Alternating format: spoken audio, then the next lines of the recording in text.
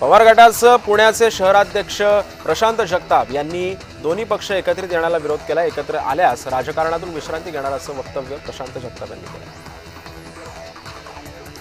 पंढरपूर नगरपालिकेच्या नगराध्यक्षपदासाठी जोरदार प्रचार सुरू आहे। भाजपचे उमेदवार श्यामल शिरसट आणि काँग्रेसचे समर्थक तीर्थक्षेत्र विकास आघाडीच्या प्रणिता भालके यांच्यामध्ये प्रचाराची चुरस वाढली आहे। दोन्ही उमेदवारांमध्ये कांटेकी टक्कर पाहायला मिळणार आहे।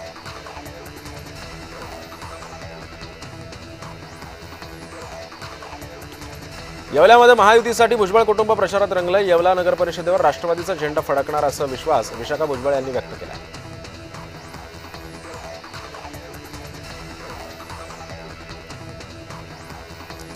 आमदार रवी राणांनी हर्षवर्धन सपकाळ यांच्यावरती टीका केली आहे। हर्षवर्धन सपकाळांना त्यांचा कार्यकर्ता ओळखत नाही, कोणता उमेदवार कुठे उभा आहे हे सपकाळांना माहीतच नाही असं म्हणत रवी राणांनी टीका केली आहे।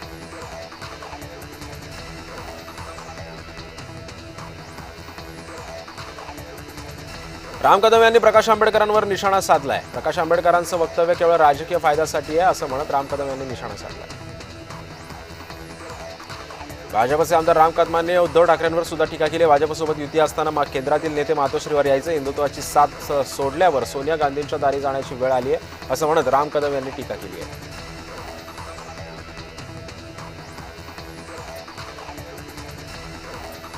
मुख्यमंत्री देवेंद्र फडणवीस आणि उपमुख्यमंत्री एकनाथ शिंदे यांना लाडली बहीण सारखी लाडकी बहीण योजना आणा असं सांगितलं होतं। लाडकी बहीण संकल्पना माझी होती असं वक्तव्य पंकजा मुंडे यांनी केलं। पैसे वाटपाच्या आरोपावरून राणे बंधू आमने सामने आलेत। नितेश राणेंकडून रवींद्र चव्हाणांची पाठराखण करण्यात येते। कोणतेही आरोप प्रत्यारोप करायचे नाहीये। निवडणूक आयोग चौकशी करेल। भाजपला अशा प्रकारच्या कारवायांची गरज नाही। भाजप कशा प्रकारे निवडणूक लढवायची हे त्यांना चांगलं माहिती आहे असं वक्तव्य नितेश राणेंनी केलं। निलेश राणे यांच्या प्रश्नावर रवींद्र चव्हाण यांनी पळ काढलाय। निलेश राणे खोटं बोलतायत। 2 तारखेपर्यंत मला युती टिकवायची असं वक्तव्य रवींद्र चव्हाणांनी केलं।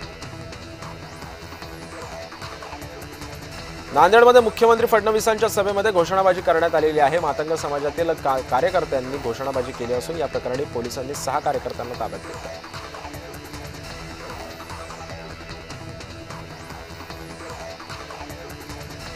निलेश राणेंच्या कारवाईवर किशोरी पेडणेकरांनी प्रतिक्रिया दिली। निलेश राणेंनी भाजपच्या कार्यकर्त्यांशी बोलती बंद केली। उघडपणे भाजप पैसे वाटतोय निलेश राणेंनी पाहिलंय असं वक्तव्य किशोरी पेडणेकर यांनी केलंय।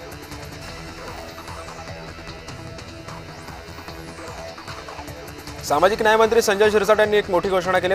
पाथरीमध्ये मुलींसाठी वसतिगृह उभारणार असून वसतिगृहासाठी 25 कोटींचा निधी देणार असल्याची माहिती संजय शिरसाट यांनी दिली आहे।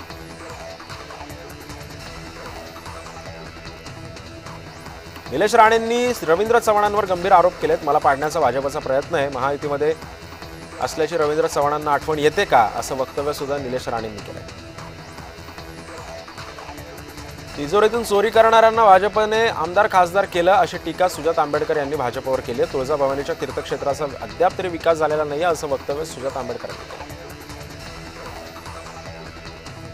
राष्ट्रवादीच्या उमेदवारांना पैसे वाटल्याचा शिवसेनेनं आरोप केला। बदलापुरात शिवसेना आणि राष्ट्रवादीचे कार्यकर्ते आमनेसामने आले होते। राष्ट्रवादीच्या कार्यकर्त्यांना पैशांसह रंगेहात पकडल्याचा दावा सुद्धा यावेळी करण्यात आला। अनगर नगरपंचायतीच्या नगराध्यक्ष प्रकरणी उमेदवार उज्ज्वला थिटे यांचा अर्ज सोलापूर सत्र न्यायालयानं फेटाळलेला आहे। या निर्णयाविरोधात उच्च न्यायालयामध्ये जाणार असल्याचं वक्तव्य उज्ज्वला थिटे यांनी केलं। मतपत्रिकेवर मतदानाच्या मागणीसाठी मविया एकत्रित काय येत नाही असा सवाल वंचितचे अध्यक्ष प्रकाश आंबेडकर यांनी उपस्थित केलाय। नगरपालिका निवडणुकीमध्ये वंचितची परिस्थिती चांगली आहे असं सुद्धा वक्तव्य प्रकाश आंबेडकर यांनी व्यक्त केलेलं आहे।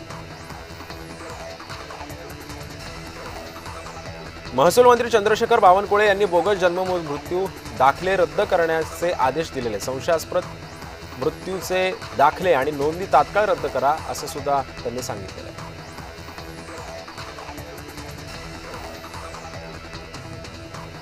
उद्धव ठाकरेंना मोठा धक्का बसण्याची शक्यता आहे। तेजस्विनी घोसाळकर एकनाथ शिंदेंच्या संपर्कामध्ये असल्याची माहिती जय महाराष्ट्राला सूत्रांनी दिली आहे।